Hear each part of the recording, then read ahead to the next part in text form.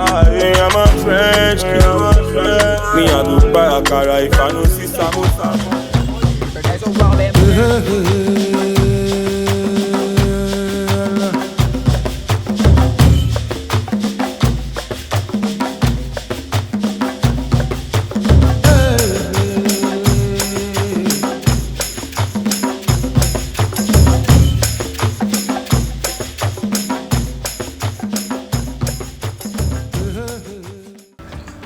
I was gifted to a humble family of Mr. and Mrs. Adekiton in the heart of Lagos Island.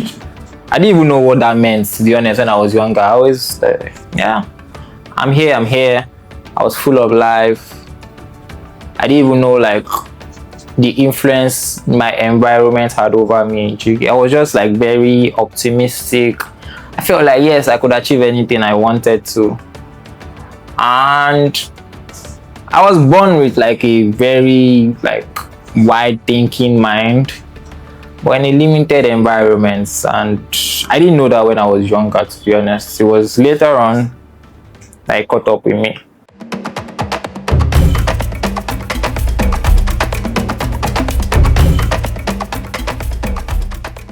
So like I always thought to myself that by 30 I'll be like the richest, most influential guy that I know. But screw. Am I rich? I don't know. But by standards now, like they measure billionaires, I mean millionaires by like annual income. And I'm sure I make like $1 million a year, right? So I can call myself a millionaire. Am I successful? Am I influential? I don't know. But if I do my birthday today, I'm sure about 100 people will attend. So I can say I have influence in my circle. So you can call me a successful 30+ man in Lagos. But that's not why we're here. We're not here to talk about now. We're here to talk about where it all started.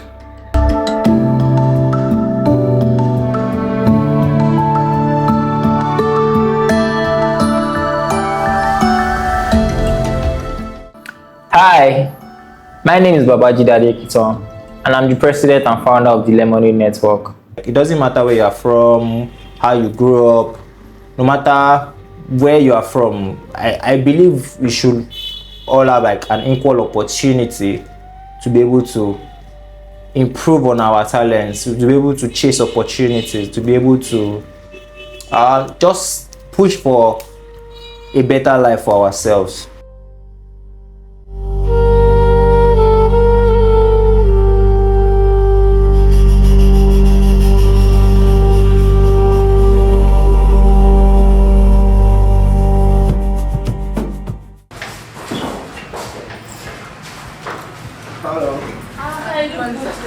I look good today. No. That's not how I want to judge you. You look good. Yeah. No, not like today. Like you look good generally. Today. I look good today. Hey.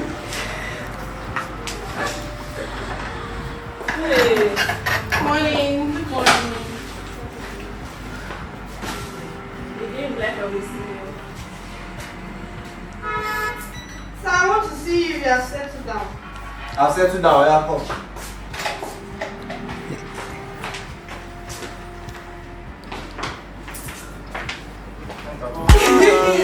I'm a French kid. So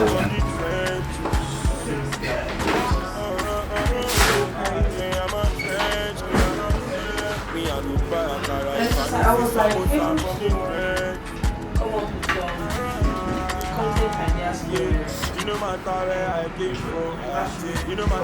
well, it looks like we are so much focused on Okay. So basically, Can we achieve that? I am the mother of Babajide John Adekiton. Now, I have 8 children, and Babajide is number 8 of my children. So, I gave birth to him when I was not even expecting to have a child. After the trauma that I had with the 7th child, I decided not to have another child. But when I was talking with someone, then one prophetess just came that, you still have to give birth, you still have one more child to give birth to. I said, never. That I don't want anyone again after the trauma I had with the last one. Then because of this, I went on family planning. I took injection for 6 years. So it was only the 7th year. Now I didn't even know that I was pregnant. Just went to the market to go and buy yam, and my customer said, "Mommy, you are looking whitish. What is wrong with you? You better go and see your doctor." Because I was sick then. And things were not very good. Then, I was passing through some problems. So because I told you I was a teacher, but at the same time, I was selling food, cooked food to people in order to maintain the family. So it was this customer that told me that you better go and see your doctor. And when I got to the doctor, he told me, "Mommy, you are pregnant." I said, "Wow." That again, then I said, "It's okay." That did I know the age of the pregnancy? I said, "I don't know, because I can't even fathom it out." Then he said I should go and have a scan. I carried out a scan, and it was then that they found out that I was 5 months pregnant. I said, the doctor now said, "Now what are you going to do now with your story, with your history and everything?" I said they should leave the pregnancy. That, well, there is nothing I can do about it. That I am not wayward, so let the boy come. Babajide Adekito is my brother. He's the last born of the family, and he came at a time that we all least expected. Particularly me, I wasn't very excited, because it's as if somebody had come to take my space. I was the last born for a long time before his elder brother and then him. So I told my mom, why is another child coming? But all in all, it's actually the best thing that has happened to the family. He came at a time we don't expect him, but he came with so much joy, love, and he made the world go round. It's like he brought life back to the house, having a small boy running around the house, and we all had to struggle to carry him, even though initially it was like a tug of war. And he grew up smart, sharp, and we're always proud of him. When you have a younger brother that will take all the awards in school, you'll be very happy to say, okay, that's my brother. In the midst of all of that, he grew through a lot of struggle. For a child that is last born in a family of 10, it's like trying to scavenge for everything to survive. Came at a time where I won't say things were really tough, but for children of his age, they were usually firstborn. Most of his friends, I'm sure they will be firstborn of a family. So imagine if you are a firstborn, your friends are firstborn of a family, so they have everything, and you are the lastborn for older parents that actually struggle to manage to take care of you. The level is not the same. Where your friends will be going to school with new shoes, new bag, your mom will probably just give you a pass-on bag from your older brother, or a pass-on shoe. So it's actually a lot of struggle having to push through in all of that. So my educational life growing up, it was a tale of me always trying to survive, because it was always met with challenges. Naturally, I was a brilliant person. Like I think I had the ability to learn anything, be anything, and it was obvious. It was evident. I went to Air Force Primary School in Victoria Island, and there it was a mix of children from Lagos Island and children from Victoria Island. And the natural order was the children from VI and other parts of Lagos were the best students, while the ones from Lagos Island were not like top ranking in the classes, but I was one of the Lagos Island kids that was always pushing to be like the best in his class. Nursery 1 was, I started in Nursery 1, 4 years old. It was good. At the end of the year, I was like the best student in my class and all that. That happened. Then the challenges started to come. Starting from Nursery 2, imagine I was like 5 then, and I already knew who the boss of the school was. Do you get, like, I already knew that, okay, there was a timeline for paying school fees. I already knew that if you don't pay your school fees between a time to a time, after a period, they will look for you and they will chase you out of the school. So I was already on the watch. I knew who the school bosser was. I was always looking out the window trying to see that, okay, have they started doing their rounds, because they always go around the school to find students in every class that has not paid their school fees. So what I usually do is, by the time they are coming, because the admin block is somewhere, like you can see them when they are coming. So by the time they are coming, I would take an excuse from the class teacher that I needed to go to the restroom. I'll go there, hide there, then just be peeping to ensure that they've left my class. After they leave my class, because the teacher too like had an idea, so whenever they enter, the teacher will be like, okay, I was not in school or something. So like I kept doing that. I'll hide in toilets. When they leave my class, I'll go back to class, and that was how I was surviving until the school fees was paid. And it was a normal thing, it was a regular thing that kept happening.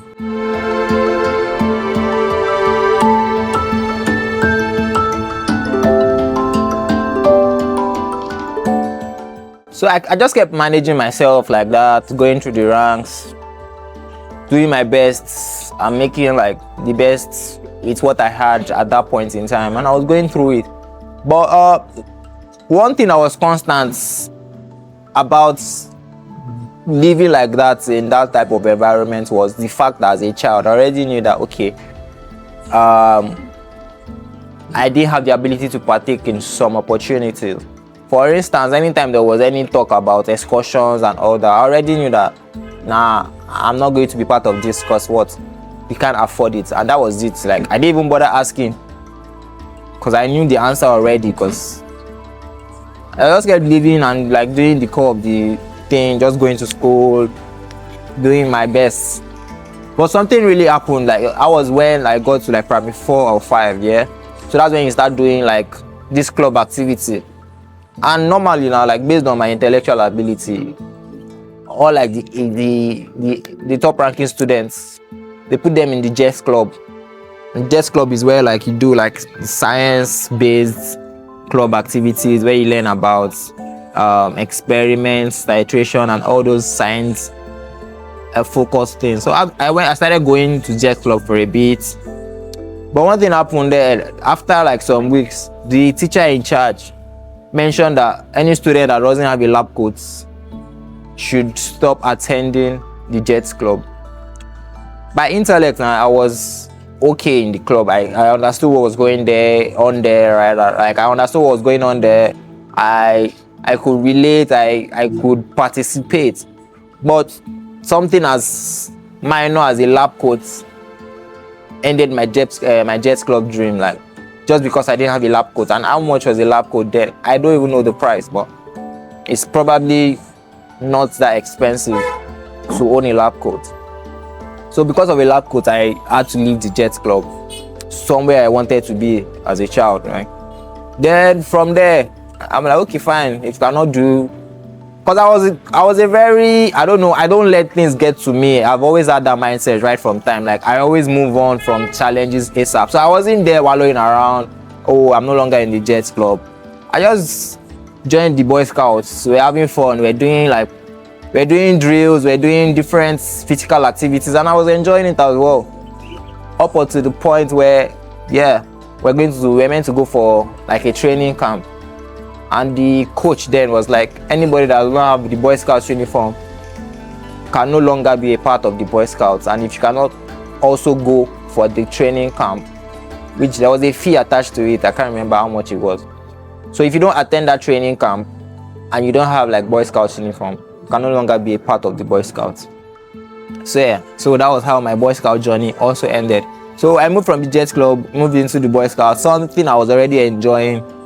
But I had to leave again because, of course, I could not pay the fees associated with activities there. Long story short, at the end of the day, I found myself in Young Farmers Club. Like, I didn't want to be there, but circumstances pushed me to that point. And there, all we used to do then was they would just give us cutlasses, hoes, rakes. There was a part of the school, like a playground. They just leave us there and tell us to just cut grass and do different orishi. And that was where I ended up, not because I didn't have the intellectual capacity to be in the jazz club, or I didn't have the physicality to be part of the Boy Scouts, but life just kept like changing.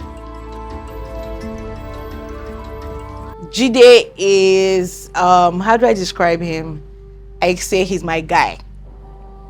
I always joke that I do not have a lot of friends, but when I count my friends, he's on that list. I have a little list of people that, you know, this is I call them like the VIPs, and he's on that list. So I've known him for about 20 years. That's a long time to know somebody. We first met in church as children, and you know, it's just been, you know, friends, hi, hello, then, you know, we talk here, talk there. We run in the same circle, we know the same people. Actually, I even knew his elder brother first, then I now knew he was his elder brother. Like, so we know the same people. We grew up in the same locality, Lagos Island. So, but you know, because of school and all of that, he was in the military school, and we were just day students going to school, coming back, and we just hardly saw him. But you know, Chide has always been cool. He's the person that, you know, if you want to run it, call Jide.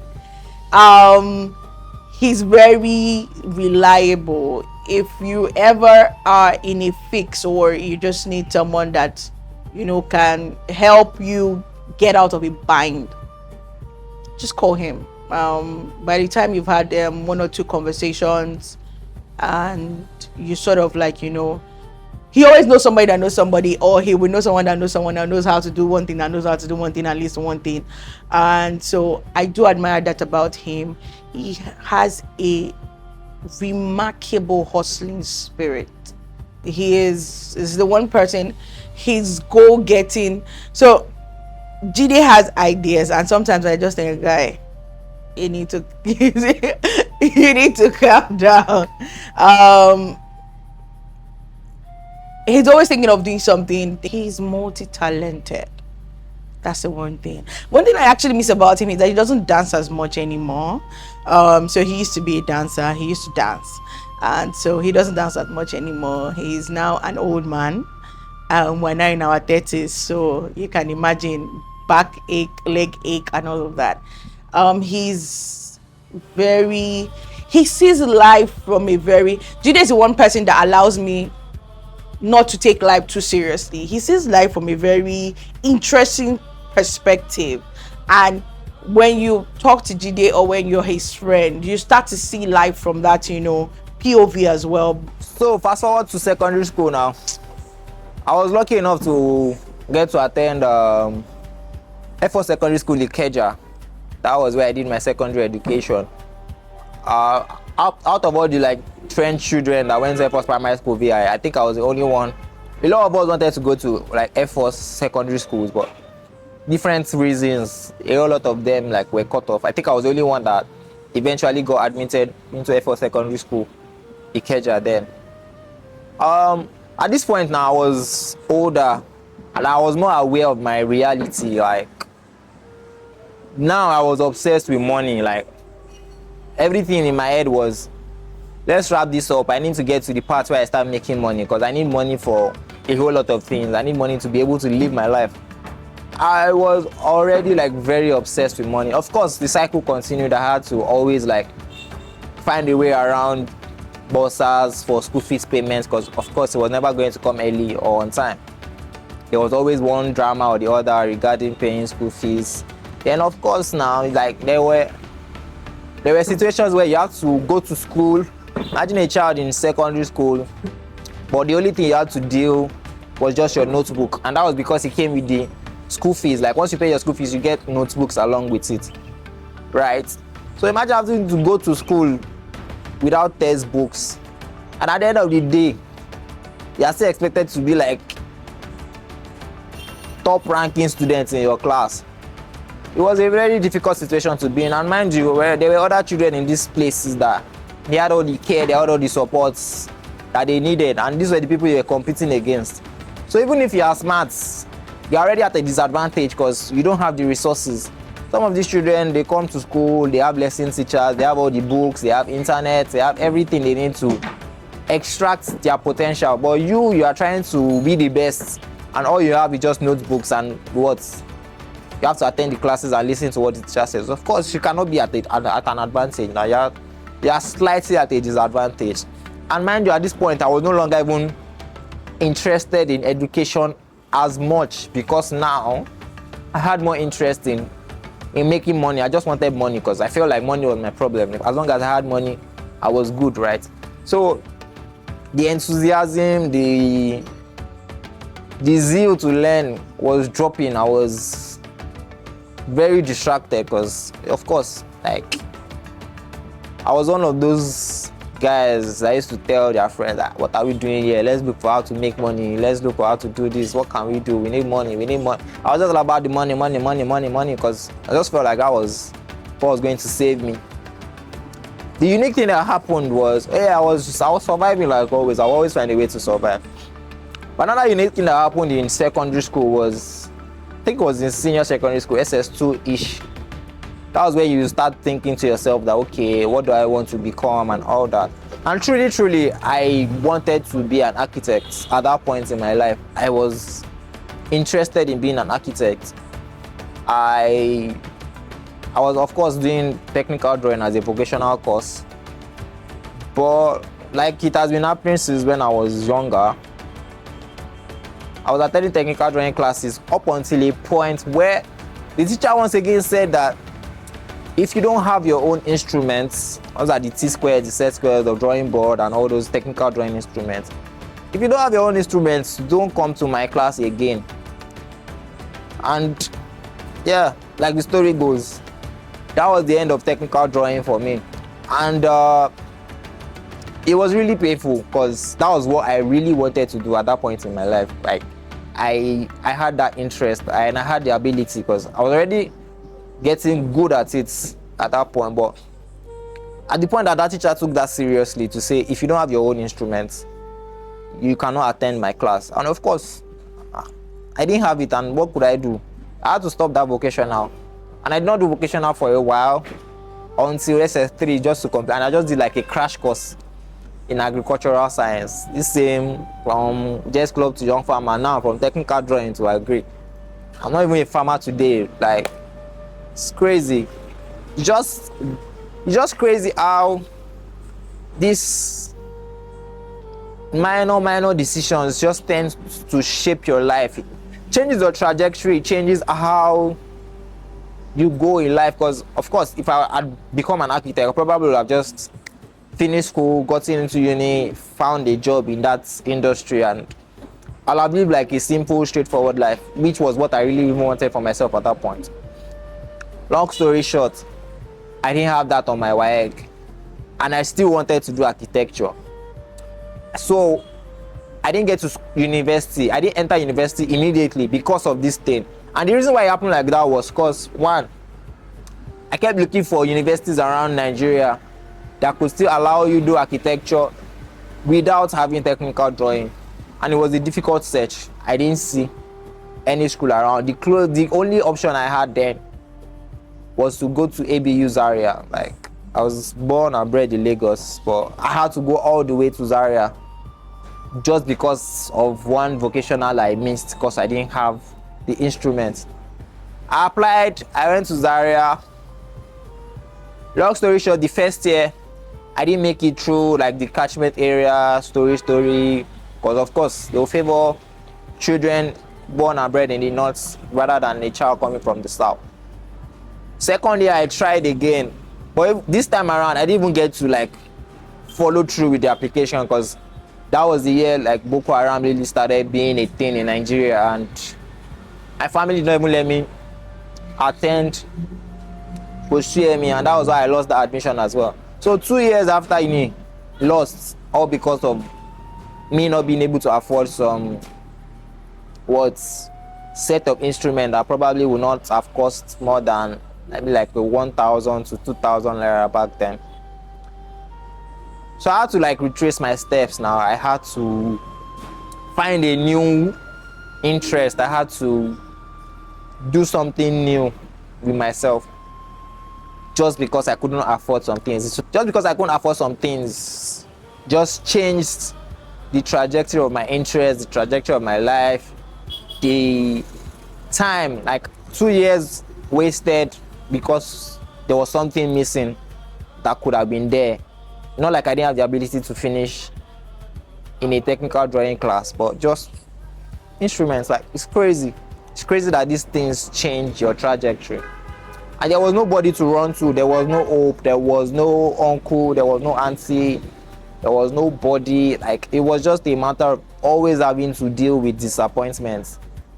Always having to let go of your interest. Always having to say, I'll pass on this.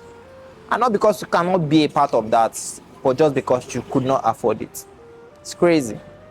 Babajide Adekito, I would like to say, is a Lagos Island boy that I met on Lagos Island as one of the pastors in the parish that we both were attending.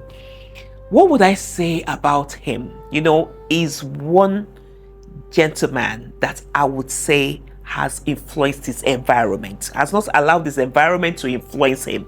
You know, there's this saying that they used to say about the Lagos Island people when, you know, I was attending the church that was there, that you would actually see them, that, you know, you would know them, they're laid back, they're not hardworking, they're, you know, but that was not Jide. Jide was one young man that I saw who was focused. And that drew me to him. So those 2 years that I was out of school, that was when I really got into doing business, because of course you cannot just be there and do nothing. That was when I started, like, I did a lot. So I did a lot, tried a lot of ideas. In that period, there was a time I was distributing newspapers. There was a time I was doing street marketing for all these like FMCG brands. There was a time I was, my brother is a DJ, so there was a time I was helping him and I was learning how to be a DJ on the side. Then at the point, I started printing t-shirts, printing and all that. Bro, I just got myself into any and everything just to make money. Because of course you need money to survive now. You need money to be alive, first of all, not before you even start off dreaming and all that. So like, that was the period I just got interested in business. And that was what even gave me the idea of, okay, since my new interest, I no longer like cared so much about architecture at this point. Like, okay, since my new interest is business, let me just get qualifications in this area. And that was what shaped my decision to study economics in Ilorin. Yeah, let's talk about Ilorin. So my journey in Ilorin was different, because at this point in my life I had support, because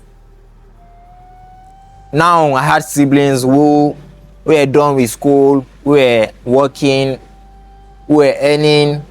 I had made friends with people who were interested in me and were ready to support me. So like, I didn't have to worry so much about things like school fees, accommodation, feeding, and all those things anymore, because I had support at this point, and the experience was a little bit different. Like, from my A-level days where I started studying economics till I transitioned into university and studied economics at the University of Ilorin, till I started my ICANN, everything was now what a child should experience, because I didn't used to think about anything. My focus was just on my education, because if I was hungry, I had money. If I needed help, I could reach out. If there was anything happening, I could call. And that was when my creativity started to even play out. That was when I started like testing out my interest in entertainment, organizing like small events and all that. I remember all this was done with support from back home, from my siblings, family members, friends and all that. So that really opened up my mind to see that a child that has support thinks differently. A child that has support has more freedom of expression. Ideas that come to your head, they are ideas you can explore. You are not shutting down anything. You are not limiting yourself. You are not telling yourself, okay, this is not possible, this is not meant for me. You feel like you belong. You feel like you are part of it. You understand? Like you have the full experience. My time in learning was splendid because I wasn't thinking about anything. I was just living my life and pushing for the best. And that was why I could achieve both my BSc and my ICANN in that period of time. That's show you the power of support. Like it made sense to me that okay, now all I had to do was just focus on my core, which was to study and be the best. And I was living my life as well. Like it was a good time. I had great memories. I met great people. It just felt different compared to my secondary school days where I was always in my head. I was trying to figure out a lot of things. I didn't even make as much friends. Like they were cool people too, but I was not interested per se because I had things I was dealing with within me. So it didn't make me like express myself fully to the best of my abilities. I didn't do so much social activities back, not because I didn't have the activity in me or the ability to do them, but just because I already knew that okay, you don't want to join this because you're going to get cut off based on one reason or the other. So I just stopped participating. But in uni, it was different. I had the mindset that I could do all things and it shaped me. It was a fully different experience. So it's not everybody that will like get the opportunity to have a study, home office, or a reading room where you cook ideas. For so many nights, this was just the space where I would just sit, lean your head on this pole and think about your life, think about your next step, think about what you really want to do for yourself. Do you get? So what I'm trying to really say is that even in all the noise, even in all the chaos, there's still an opportunity to be imaginative. There's still an opportunity to create. You can still be wherever you are, like wherever you want to be, from wherever you are. Like from here, we've thought of ideas that we took to the world without limiting ourselves to say, okay, this is where I'm from, this is where I live, this is where I work from. So my ideas should be limited to like this area. So I'm just trying to let the world know that there are talents in the trenches. There are kids with super talents in the trenches. So we need to give them an opportunity to also be able to dream into the world from wherever they are. Like these seats, not just me that used to sit there. Sometimes it's not like only me. We're like 4 or 5 different guys talking about okay, how we're going to move forward in life. What are the next steps to take? Some of them are abroad today. Some of them they have families today. Some of them old businesses. Some of them. So different things have happened. Me myself from this same spot, as you can see, it's just by the roadside. Like we built a lot of things from here. So like life is dynamic. Where you start from does not determine where you will go. In terms of growing to where he is now, I remember one of our first, one time when I was still in school, when I went to do my master's, and then he calls me and says, oh, he's thinking of doing this, he's on it already, he's working on it, he's speaking to all the people.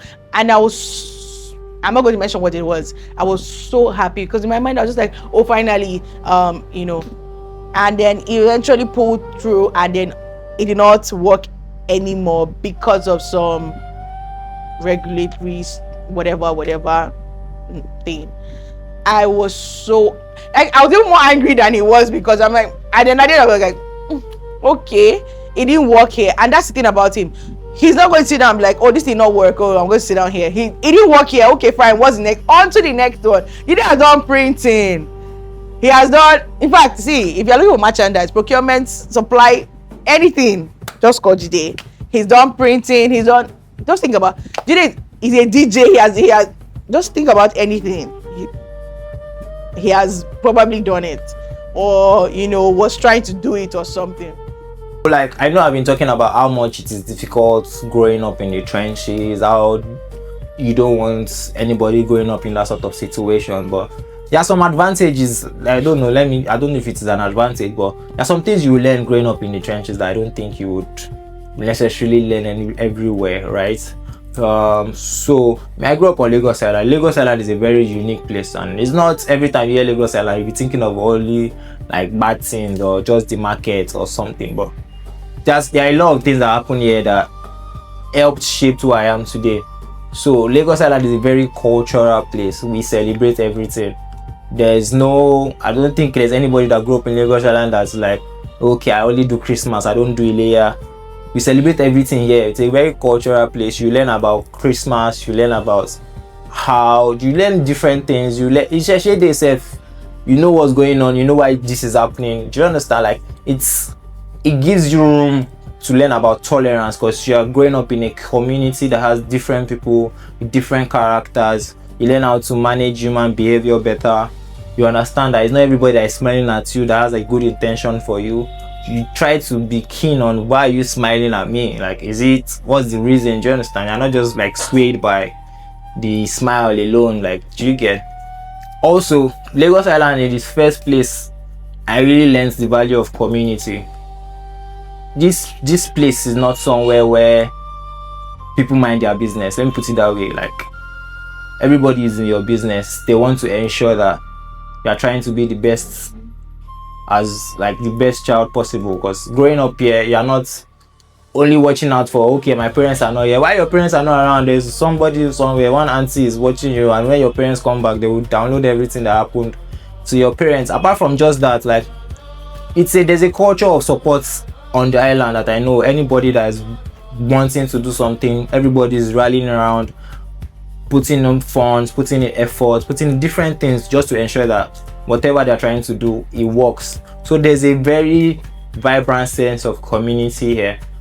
Also, going back to dealing with human behavior, the fact that there are different kind of behaviors here, it helps you navigate.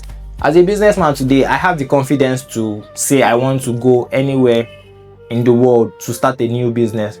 Not because I'm very vibrant with that space, but because I know that whatever behavior I'm going to encounter there, I've probably experienced it somewhere else, or there's somebody here that can help me manage anything I come up with in the other side. So there are also like advantages. You learn to be, you know what they say now, book smart, street smart. So by the time you now have a combination of both the book smart and the street smart, you kind of become indestructible. You can walk into the boardrooms and be able to speak, shine, and at the same time you're not scared of walking into the markets, you're not scared of walking into the streets. As a creative, for instance, I don't think I have a fear of shooting anywhere in Lagos. I know that, okay, where are we going to, who are the people there, how do we manage them? I have more confidence to take on those challenges because I grew up in the ghetto. Do you get? So those are, I don't know if it's advantage, but you can call it an advantage.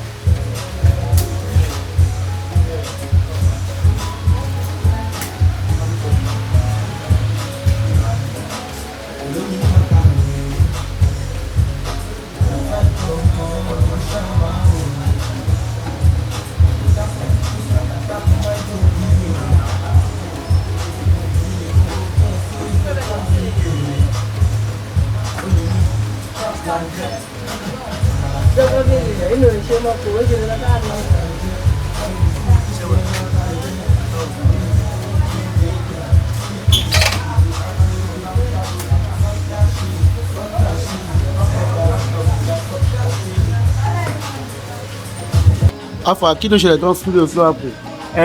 BNGO la fẹ́ ṣe. Ibo ló máa wà ní island?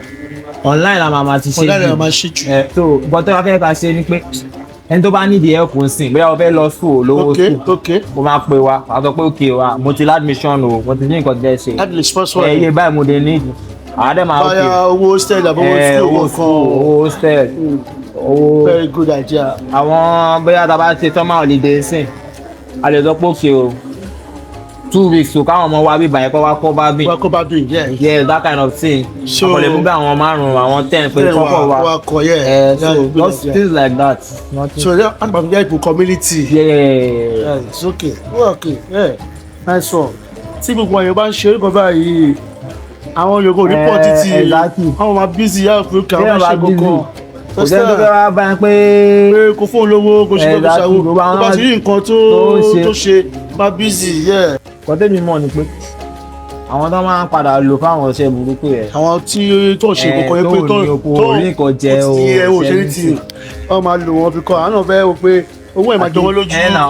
ìwọ tó ti jẹ Láwọn ti ṣiṣẹ́ tó wọ́n ti kawó kò sówó. kéré mi sí ni ẹ̀kọ́ wa fẹ́ bá ń pé kí wá ṣe nǹkan báyà understand so that bẹ́ẹ̀ torí àwọn kan wà pé àwọn náà ni a máa help ara wa because ìjọba tí ò bá ti lè help a lè máa dúró dè àwọn ẹ́. a lè dúró dè ìjọba cause àwọn kan wò pé o us olùkọ́lọ̀ bọ̀ àwọn ọmọ kéékèèké la máa focus sí jù ọ̀tá wa gbàlagbà àwọn yẹn ti gbìràn rẹ jù Ọlọ́run ló lè ṣe ìdáwọ́.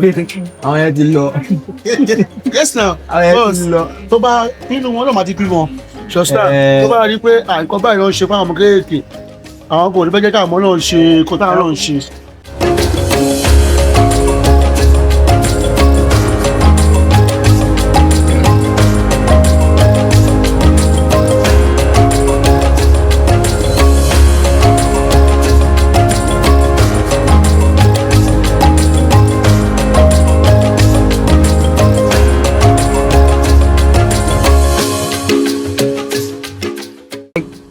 The trenches just has a way of like shaping you into something you're not meant to be. Like even me that I still got the opportunity to go to school, like my way of doing things was growing up in the trenches and like what you get to be exposed to. It just shapes how you like behave or how you react to things. Cause imagine like you, where you, as a young child, the only way you see people resolve issues is by fighting, breaking bottles and stuff like that. Do you understand? It shapes your mindset as to how to resolve conflict and all that. Even me that went to school, I remember that time, to escape bullying, I always had, like, I was small, I didn't have like a big stature, so but I had a bad mouth, yeah. So if you talk anyhow, you go hear from me. But outside that, I always had a screwdriver in my school bag, just in case anybody wanted to like act funny. It was not necessary, like, but it's just the things you pick up like from different things you see. Like there's just something in your brain that will just be twitching for you to, cause I remember I didn't school in Lagos Island. I schooled in Ikeja. I was always, well, me I no be this still, me I no be. So me I be Island boy, or I be Lagos boy. I go show you Lagos Island style. My nickname in secondary school self was even funny. They used to call me AJ. So later on I even changed it to like my initials, like Adekitoji, but that's not even the real meaning. They used to call me AJ. To like short form for Ajegunle. I used to behave like a ghetto child. I used to behave like a ghetto boy, but like from my dancing style to the way I used to talk to, I don't know, like there's one day one guy, like my friend though, he was big like this. Normally, like if we were to fight that day, I knew that guy was going to beat me. I just kept shouting, "Allah, you go beat me today, but I don't want to see you for this school again. They boy your mama." Oh my God. See, go carry boys come from Lagos Island. Not just near the school again, no, but all those things, they are very, very like unnecessary. and it's your environment that exposes you to stuff like that. Because why should a child be talking like that? Why should a child be thinking like that? Like, why do you want to stab somebody? Why are you using screwdriver to protect yourself from what is not even happening? Don't you have parents you can call that someone is trying to threaten you or something? Do you understand? So it's just so many things about growing up in the trenches that just reshapes your mind as to your behavior and things like that. So it's not only about just giving these children skills. It's also like letting them understand like good manners, how to be better behaved, and just things like that. That just makes them like generally a better person. From the trenches. I am a trench kid. I think the most dangerous thing about being in such an environment is the proximity to vices that you have. Like, you know, the way, like, if you want to do bad things, it's not far from you at all. It's very close. For instance, if you want to start pushing drugs, you don't need to think too much. By the time you talk to maximum 2 to 3 people, you're already in the business. You're already somehow on your way to becoming a different person that you didn't even think you again. Like, it's too the proximity to vices is too close. One day you wake up a normal person, and the next week you've done 1 or 2 drug deliveries, or you've entered one gang, and you are like already on your way to be like the next crime boss. It's just you don't need more than 1 or 2 people for you to become something you didn't dream of becoming. Be it prostitution, be it crime, whatever it is. Like, in the trenches you hear different stories about different kind of crimes that happen around, from robberies to kidnapping. And in that type of setting, in that tight settings, that type of setting is not all those things are not seen as, are not even necessarily seen as crime. They are seen as opportunities. They are seen as a new money-making scheme, a new venture, just a new way to survive. So the narrative is different. So the story is different. The mindset is different. Someone that is talking in that kind of environment is not talking to say, I did this because I'm a bad person. He's saying, I did this to survive. I did this to make money. You can also do this.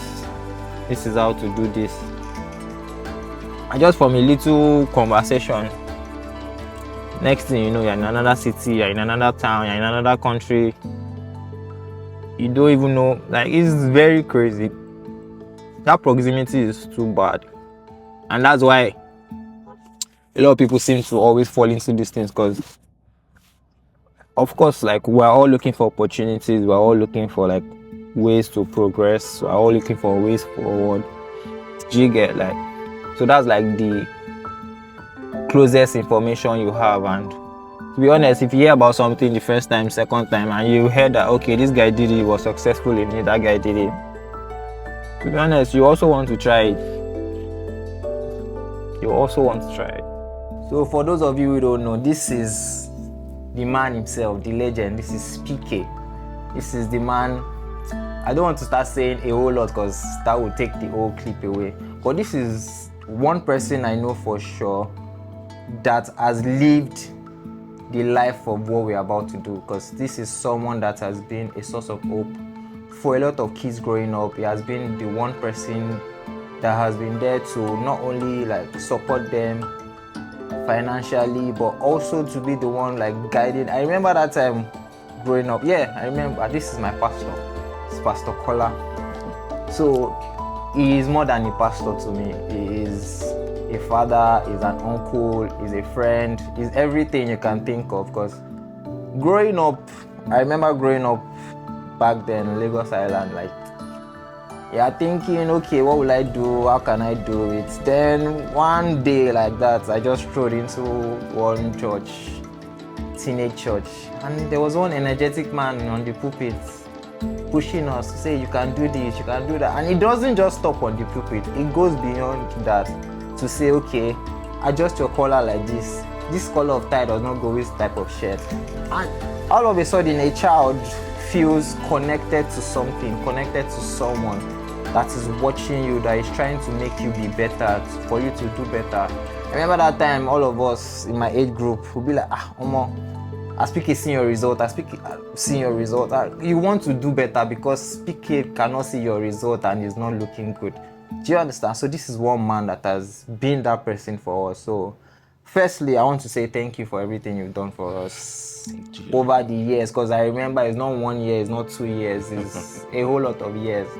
A particular one that I remember for sure, there was one particular day, out of the blue, you just saw me sitting. It was like, I think it was school resumption time.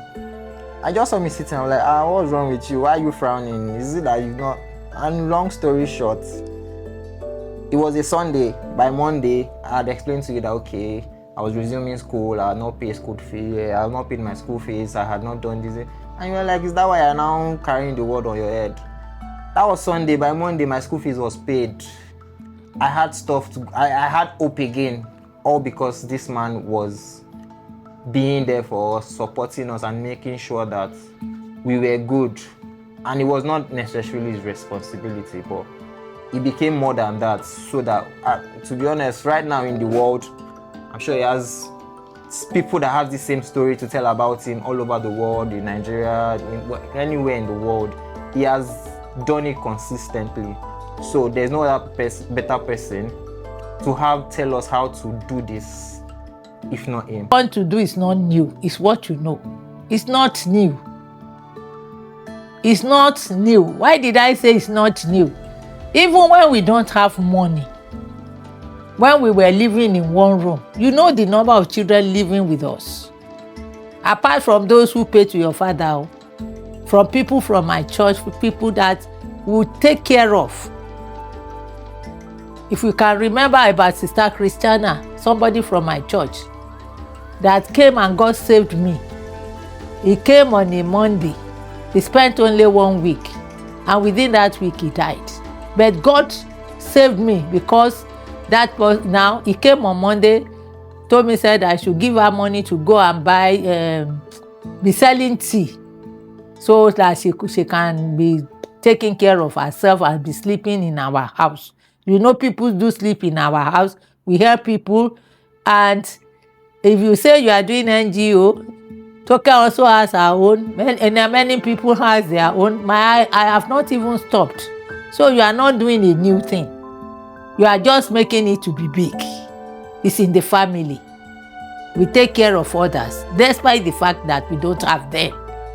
Maybe that is why God is repaying me with all what you people have become in life. Because when I don't have, I still give out. So, what you are doing, I too, I enjoyed it. And I made a promise. During the period that I said everything was very hectic, now you know CAC gave Tone scholarship of 20,000 then. So you know I was the secretary to Good Women Association, Lagos State. So they said they brought one scholarship to Lagos State from Florida, and my leader just called me now that now that she will give, that they are going to give them scholarship, and he will give that of Lagos State to Tone. So she gave her that one, and the promise I made then was that since I have seen somebody that gave in time of need, that gave Tone 20,000, That, and they said they will continue, but the president said that if anything should come to Nigeria, it should come through the president, not through the good women leader that make that thing to stop.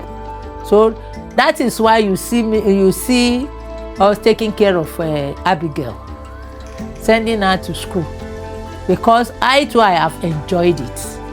So, and I told them, I told that Ade told that you have to send children to school.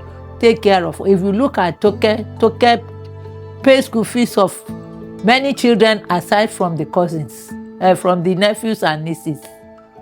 So you are doing the right work, taking care of people, taking care. That is what you want to do, because what you passed, what you went through, what the members of our family went through.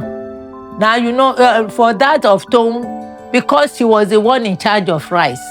When the Mafuba heard that she has been admitted into the university, what did he say? That upon all what you are, so you will still go to school. And he said, all what we are doing is for us to go to school. That man gave him 2005 immediately, then when money was valuable. So you are not doing a new thing. It's in the family. And as you have embarked on it, the Lord will help you. The truth of the matter is, if you ask a child, no matter where they are born, if you ask a 5, 6, 7-year-old child, regardless of their environment, what do you want to become in the future? No child tells you, I want to be a kidnapper. No child tells you, I want to be an armed robber. Nobody says, I want to be a prostitute. Nobody says, I want to be a crime boss or a gangster, an area boy. Or everybody had a dream. But somewhere along the line, based on their exposure, based on their experiences, based on different things, that was the point where they lost it. That was where they got exposed to something different. To everybody, these things are wrong. But to some of these people, those things came to them as an opportunity to escape their reality. And that was what got them in the first place. I'm not taking out the place of greed. I'm not taking out the place of wanting to explore. But some of these decisions were not made by choice. It was a matter of circumstance. It was a matter of exposure. Yeah, what saved me, aside the fact that I also did not want to go that line. I think what saved me was the fact that I wasn't fully exposed to other options. Because, to be honest, at some point in my life, if I had the option of like doing some of these things and it looked good at that point, I probably would have done it as well, and I probably would have been lost in such life or such. I will not be here today talking about these things that I'm talking about today. So nobody really grows up and wants to do wrong or be wrong or be the dark side of society, but these people grew up in extremely. My own story is even light compared to like some other people's stories, to be honest. Because when you hear some other people tell you what they went through, you would understand why some people make some decisions. Prostitution became an escape for some people just for them to afford food.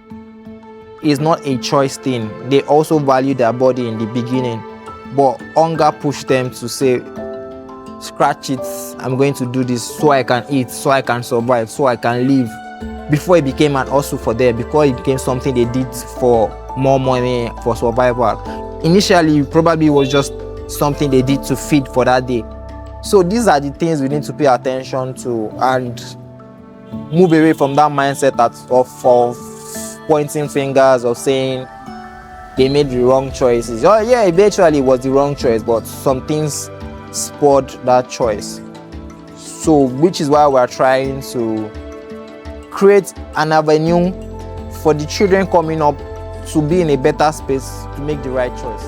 As you are doing your foundation, you must remember that ring that is always with them, where they live, their parents and things like that. And in that, I could say that's where faith and belief begins to come in. God really helped us through prayers, through counseling, showing up, Because sometimes to really pull people up, you need to also go to their roots.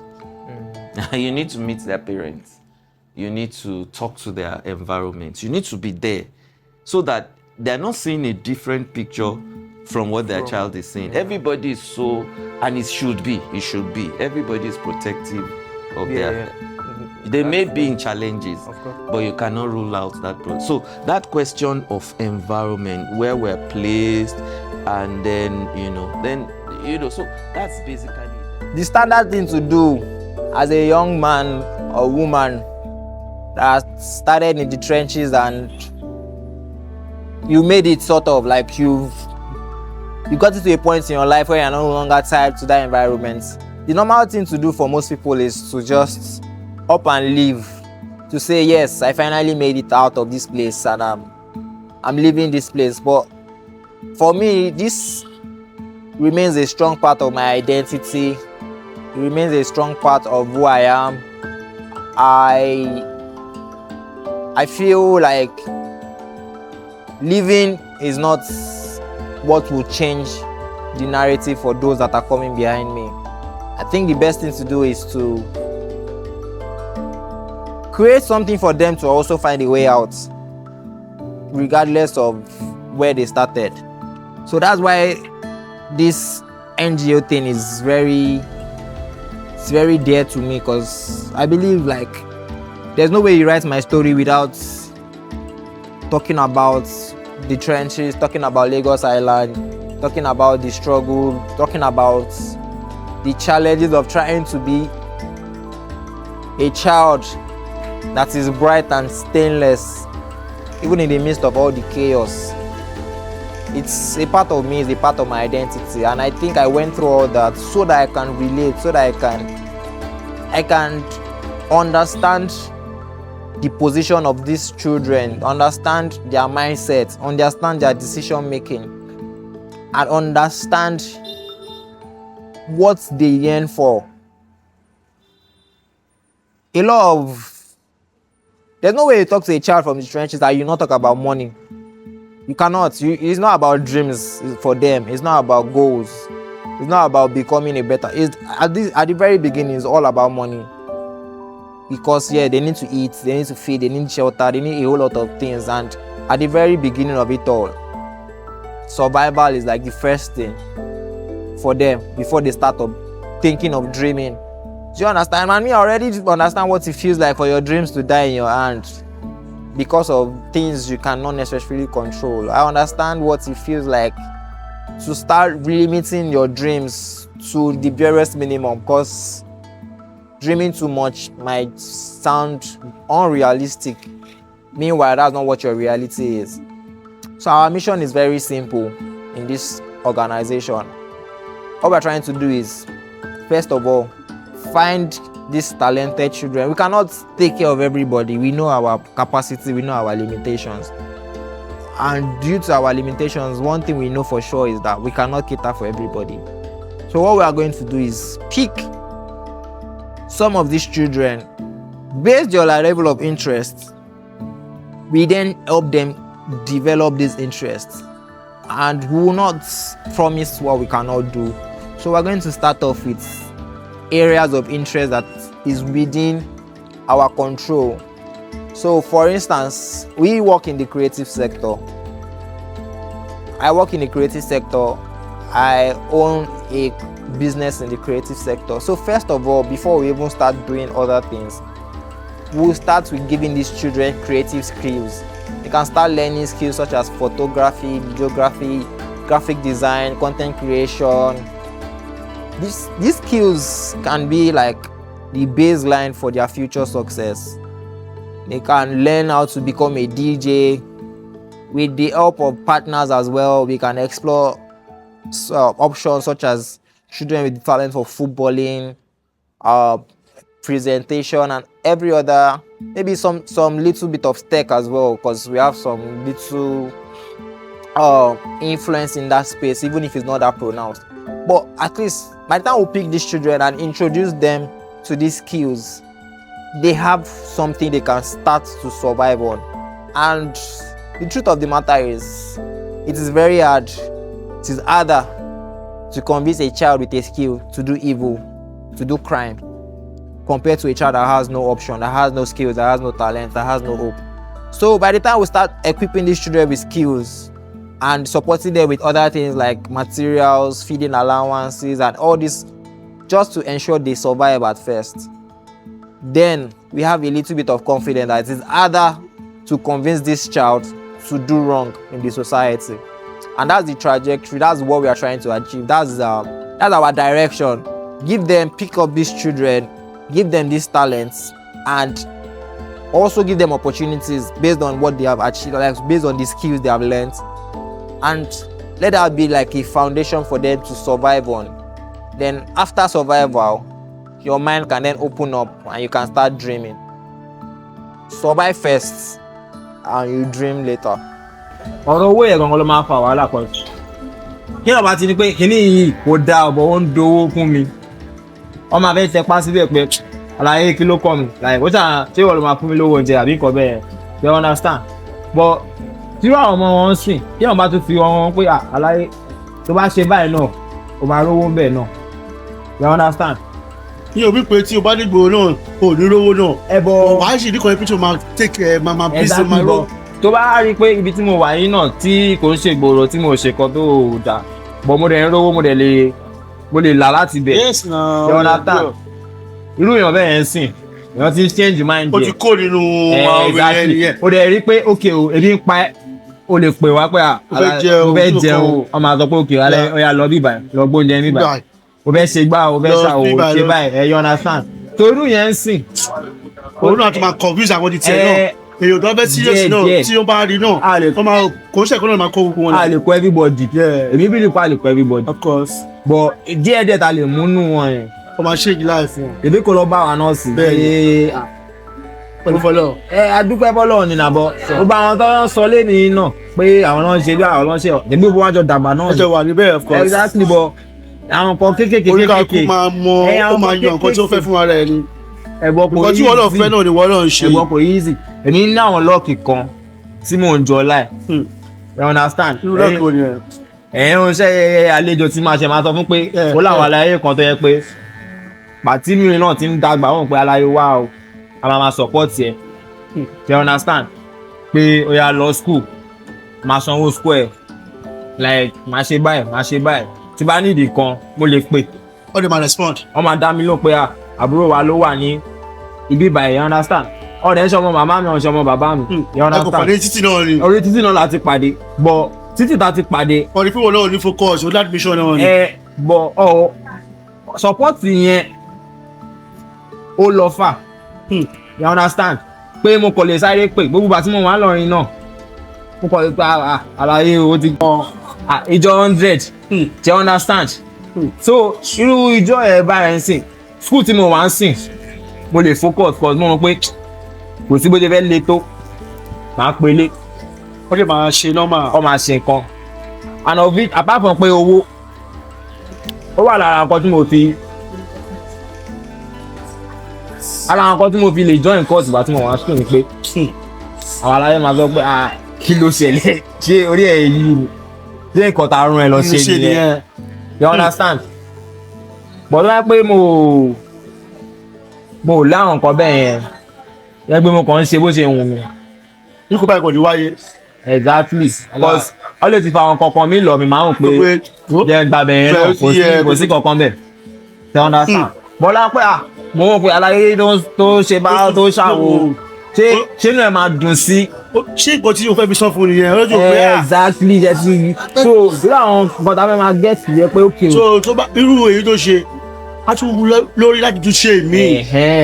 ẹ̀yẹ̀ pé kò ń ṣe mí nìkan bàbá ẹ̀ wo gbogbo wa ń sìn láti dàgbà díẹ̀ èyí tó lànà wa ó pọ̀ but support yẹn lọ fà kò sí pé èèyàn ò ní hope pé báwọn ìfẹ́ jẹun lẹ́nu báwọn ìfẹ́ ló máa fi wá máa fi ìlọkulọ̀ lọ ẹ̀. you understand but irú èmi ń sìn náà pẹ̀lú ibi ṣe ní support tó bàbá àbèjì àpà pẹ̀lú ibi ṣe ní support tó ó sì láwọn ọ̀rìn ìwé kan tá a ṣe rìn. Sọ́mọ náà, bọ̀ àwọn irú rẹ̀. Bàtà wá fi ìkan lọ wá, àwọn òpè kí ni? Ṣé nǹkan tẹ́fẹ́ fi lọ mí lélẹ̀ tí mo ní rí gbà lé? You understand? Wà pẹ̀lú ọdún ẹ̀. So, Torí ọlá pé ìwọ jẹ́ ìrìnkọ̀tí tó máa ronú dípìlì. Ẹlòmíì máa fún ewu balẹ̀. ẹgbẹ́ jẹ́ yẹn, ẹ̀yẹ Àkóbá. ó ti fura ni. Ṣọ̀tàn, ọmọ àwọn òpè àá, kí ni ìkọ̀dọ̀ pé láwọn ṣe fún ẹ̀? Ẹ̀dá kì í. Kéèyàn ká tú kúkú ẹ̀ ló dàgbà ayé yìí. Bọ̀ ọlá nǹkan tẹ́mi rò pé bí ṣe dà lé nìsín ọlá ọlọ́run láwọn èèyàn tó fi surround mi náà. Fọlọ́fọlọ́. You understand? Ọlọ́run number one cause láìsọ ọlọ́run nǹkan tẹ́yàn fẹ́ ṣe. Ìwọ náà tún gbọ́rọ̀ ọlọ́run ni. You understand? Àwọn èèyàn yẹn náà. Ìwọ tó wá wo ìtú náà ti jáde wá náà yẹn. Ogun bàbá ogun ìjọ tó wá wo àwọn tó wà wájú ẹ̀. Gbogbo step dára náà gbé pé kò ṣe step tí tó rí báyìí tó smooth. So ìwọ náà gbúdọ̀ bọ̀ orúkọ yẹn náà jẹ. Tẹ̀sítà tó bá ti bàjẹ́ orúkọ náà ò lè parẹ́ nínú ìwé ìtàn.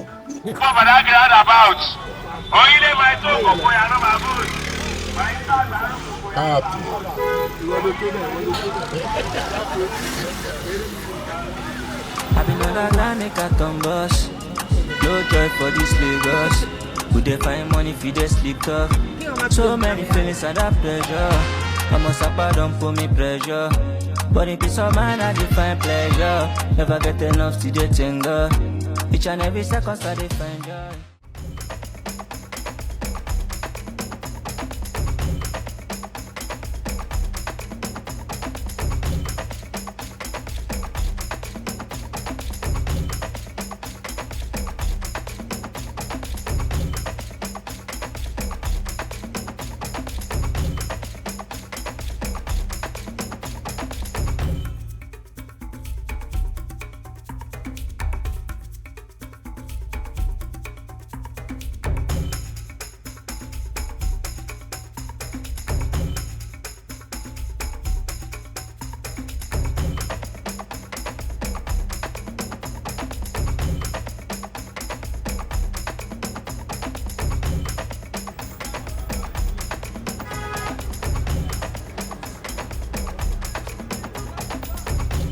So like the NGO is basically like just we trying to be the support system, the backbone for children that grow up in the trenches, you know, like let them know there's hope somewhere, let them know they can reach out to some people that will take care of them, stuff like that. That's just basically what it is. Let's just be able to support these children like, so that they know that there's hope, like life, there's more to life. So basically the way it will work is we'll find the brightest of kids in the ghetto, like give them skills, give them like opportunity, give them funding, give them basic stuff like things like food, drinks, like anything basically, like, so you know, like there's hope in life, but it takes a whole lot before you discover that hope, before you know that you can achieve something. You can't just, no, there's hope, but it takes like a support system for you to know that there's hope. It takes a community, it takes people around you to know that, okay, yes, fine, I can do something. It's possible for me to achieve what I want to achieve, like with people beside me, with people around me. There's a tendency for me to succeed because yes, these are the people that would support me. These are the people that will be there for me when I need to do what I need to do. So basically, it's just us creating hope for these children, for them to know that yes, things are possible with the right support. Obalene Road.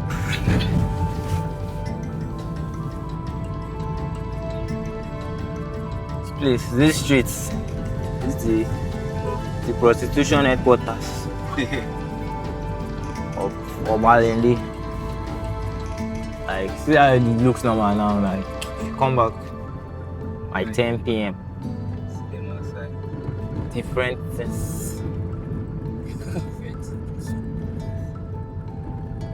So imagine you're living here and you see that one auntie comes outside, she makes money in the evening and sleeps in the morning.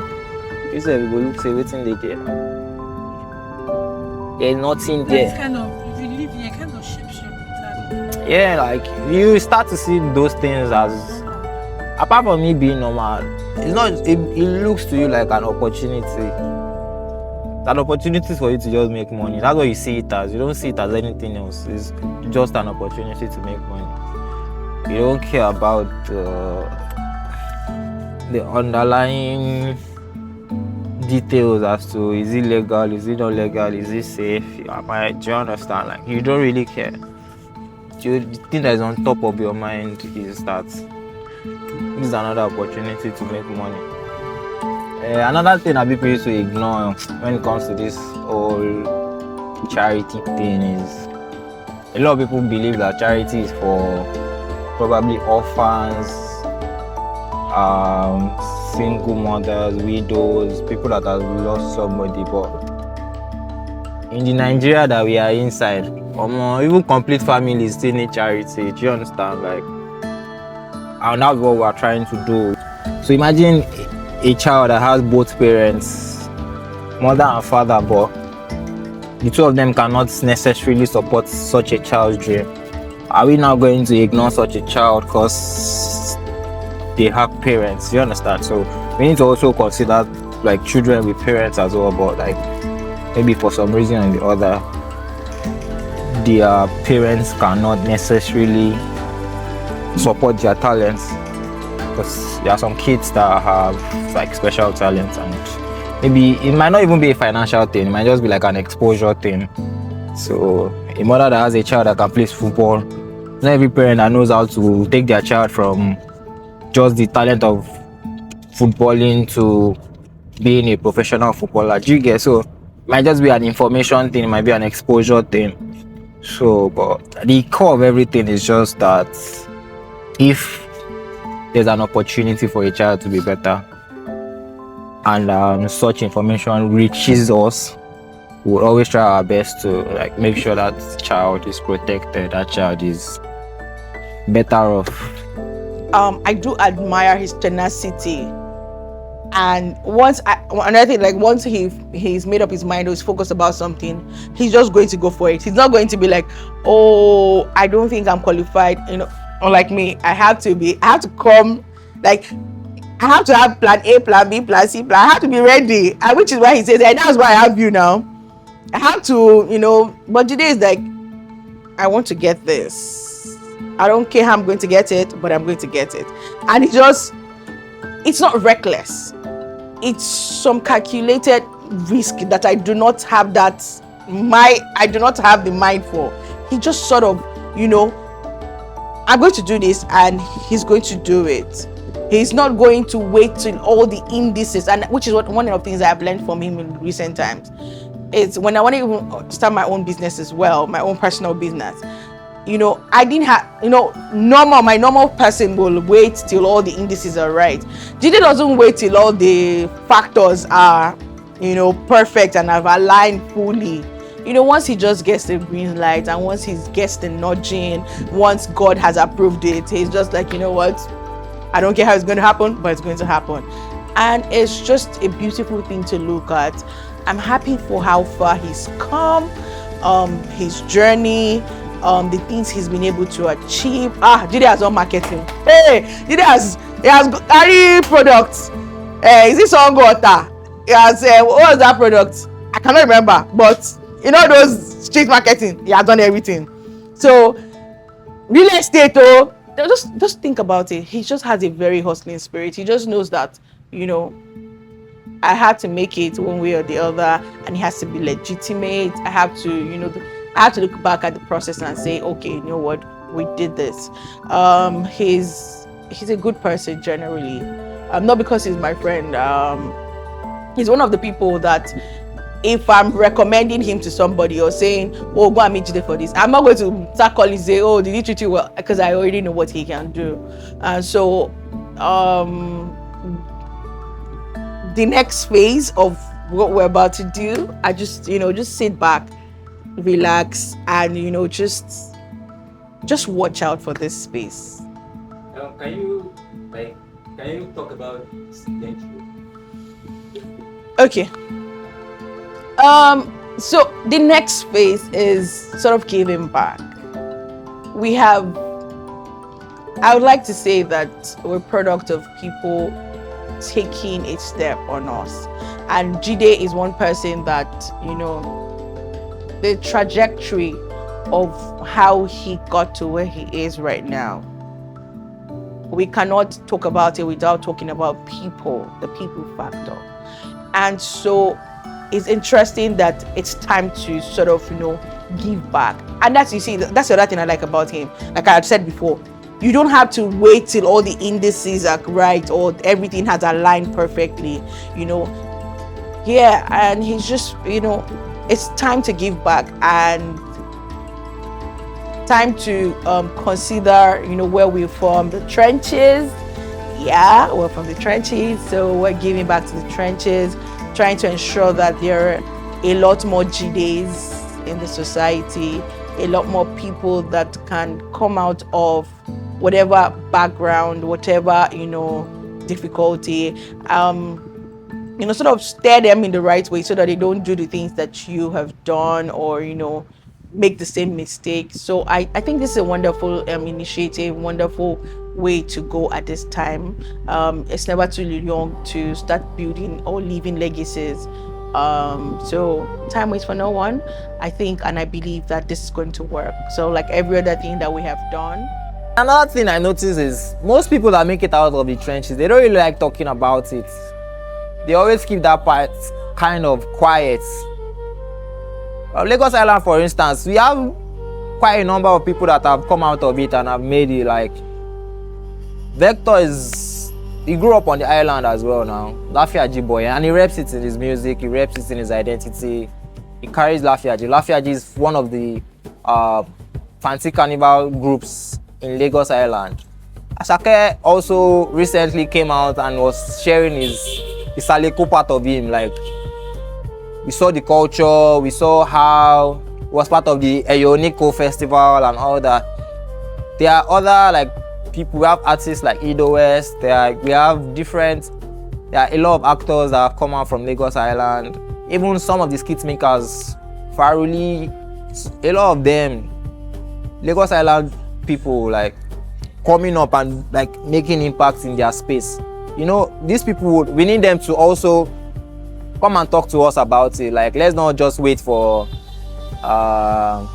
the narrative to be from people that are from the outside to come and shape how people see. Because now if you mention Lagos Island, people are already like a bit scared about like what you are bringing to them. Like, are they safe around you? Can they trust you? And is your integrity intact? Yeah, there's the story of this bad side of Lagos Island, but there's the good side of it too. And a part of the thing we also want to do is let people that have made it out of these places come and tell us about it, tell us their journey, tell us. And it's not just in the creative space, there are a lot of them too in the corporate world, and they were born and they made it out of Lagos Island, and not just Lagos Island, like different limiting environments. Let them also come and share their stories. Let them encourage these children. Let them know that you can be whoever you want to be, starting from anywhere in the world. So I'm not surprised that here is that what he has received, he wants to give back to the environment by helping those young ones to become focused and to have the same drive that he has had, that has changed the human being that he is. Because I would say that he's somebody who has changed, who has a story to tell, who has a story that inspires other people. Jide, is just a son who has made us all very proud. Very, very proud, and keeps making us proud, because he's not even stopping on his words. He keeps going on and on and on and on and on and on. He keeps talking to me about some new project that he has up his sleeves. Wonderful. I just wish you the very best, and I know that when the greats are being counted, Jide, you'll surely be there. And I look forward to standing and smiling and say, I am your mother. Here is my son, in whom I'm well placed. And the honest truth is, I cannot do this on my own. This is way beyond what I can do on my own. Like, be a part of the dream, volunteer, donate. Like, we need volunteers in different categories, like those that can support with training these children. We need people that will give us money to fund these programs. We need people that would come and share their stories for these children to understand. Be a part of this program, be a part of this. You can follow us, you can check out our website, we are reachable, we'll share our numbers, we'll share our details. If you think you have like an idea that we can use to better this program, anything, we're open to like your opinions, we're open to your donations, we're open to your anything. This is not something we can do on our own, and this is something we intend to sustain. So we need you to be a part of it. We need volunteers, we need donors, we need program officers, we need people to help us identify these children in their environments. We need a whole lot of people. Any way you think you can be a part of this, kindly reach out to us. We'll share our details on the screen. Reach out to us and let's do this together. Let's create a better world for ourselves. We can't keep waiting on the government, we can't keep waiting on international bodies. Whatever we can do in our little space, with our own capacity, let's do it. Thank you.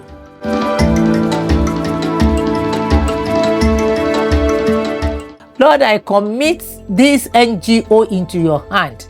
Lord, you are the one that gave them the idea. Father, everything that they would need in order to support those that are in need, that they too, they will be blessing. Now you have been a blessing to them. Now you have blessed them, and you want them to be blessing to others. Everything that they would need to be a blessing to others, Father, you have given unto them. Father, continue to bless them the more in the name of Jesus, as they go out now to take charge and to take care of the less privileged and those that to raise up people, to make them to be somebody in life. Father, in the name of Jesus, be with them in the name of Jesus. In everything that they are going to do, let your presence be there in the name of Jesus. Help them, oh Lord. Father, thou as the Lioness, as all these NGOs that are all over the world. Father, the Rotary Club, the Lioness, this foundation also, Father, uphold them in the name of Jesus. Father, bless them. Father, in everything that they are going to do, Father, let it extend more than this all over the world, so that now the name of their NGO, all the people that comes out from there, they will glorify your name. And as they are doing this, now they will not be proud, because you are the one that gave them what they are using. Father, pride will not enter into them, and with what they are doing, they will not lose heaven in the name of Jesus.